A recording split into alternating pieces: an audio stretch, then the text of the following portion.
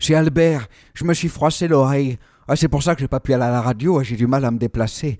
C'est arrivé la nuit. Pendant mon sommeil, j'étais en plein rêve, je discutais avec une fourmi et un hérisson.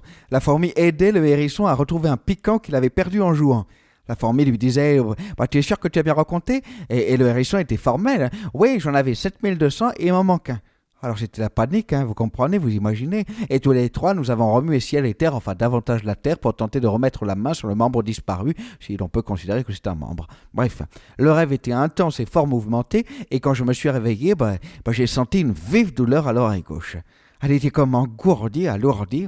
J'ai pensé à un claquage parce que j'avais vu dans les reportages sportifs que souvent, lorsqu'il parlait d'accident, il était question de claquage. Et puis mon cousin Alfred, que j'ai appelé avec l'oreille droite, m'a dit « Non, Albert, un claquage, ça veut dire que ça claque, est-ce que toi ça claque ?»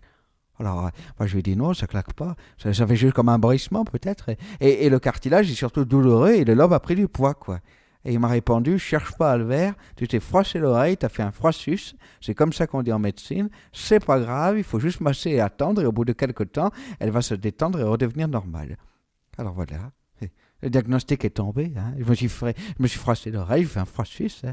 C'est quand même étrange. Je ne comprends pas pourquoi elle s'est renfrognée comme ça, pourquoi elle s'est contrariée.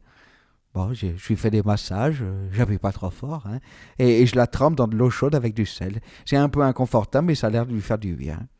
Enfin, le problème, comme je vous disais en préambule, c'est que j'ai perdu en mobilité, quoi. J'ai du mal à me déplacer. L'oreille froissée est tellement contractée qu'elle est très lourde, alors ça me déséquilibre, vous comprenez? J'arrive pas à marcher droit. C'est comme Madame Jacquard. Vous savez, Madame Jacquard, elle avait des boucles d'oreilles qu'elle aimait par-dessus tout. Et un jour, elle en a perdu une. Ne pouvant se résoudre à en faire le deuil, elle a décidé qu'elle porterait l'orpheline. Seulement voilà, c'était une grosse coccinelle recouverte de pierres suspendue à un anneau très épais. Alors comme elle était toute menue, elle avait du mal à marcher. Sa tête et tout son corps penchaient à gauche. Et quand elle faisait le marché, elle avait intérêt à porter le panier du côté droit si elle ne voulait pas tomber. Même pour lui parler, ça devenait compliqué. Personne ou presque ne se risquait autour de Rhin pour échanger quelques amabilités sans grand intérêt. Cela étant, il faut reconnaître, et c'est pas faute de lui avoir répété, qu'elle aurait pu penser à alterner, à changer de côté, ce qui l'aurait peut-être évité de se transformer en table basse. Enfin bref, tout ça pour dire que je suis embêté et que contrairement à Madame Jacquard, moi je peux pas changer d'oreille. Non, je sais pas pourquoi elle s'est froissée comme ça. Mon rêve était certes mouvementé, c'est vrai, et j'ai pas ménagé mes efforts pour tenter de retrouver le piquant disparu. Mais j'ai pas le souvenir que dans cette histoire, mon oreille ait joué un rôle prépondérant.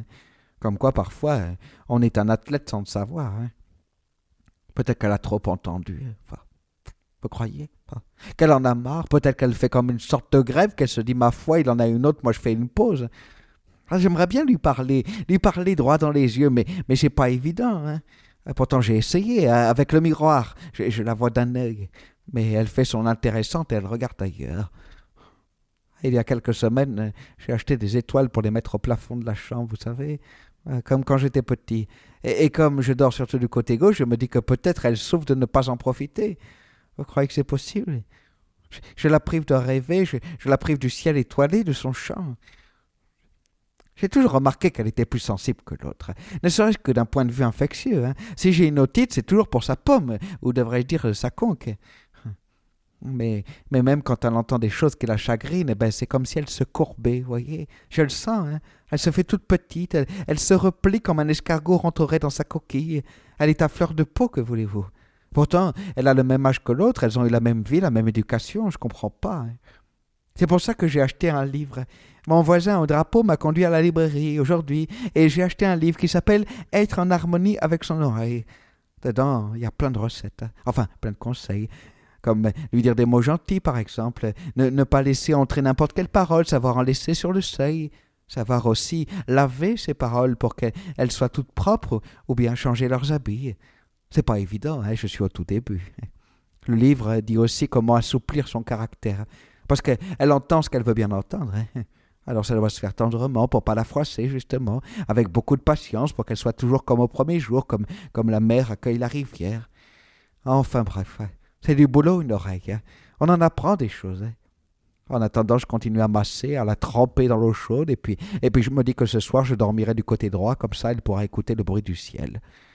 Bon, par contre, j'y pense, mon rêve ne m'a pas dit si Pierrot le hérisson a retrouvé son piquant. Enfin, peut-être qu'entre-temps, Martine la fourmi a résolu l'enquête. Bon, ben allez, je vous laisse. Hein. C'était Albert, souhaitez-moi un bon rétablissement parce que je suis en convalescence. Hein. Et puis, prenez soin de vos oreilles. Hein. C'est important.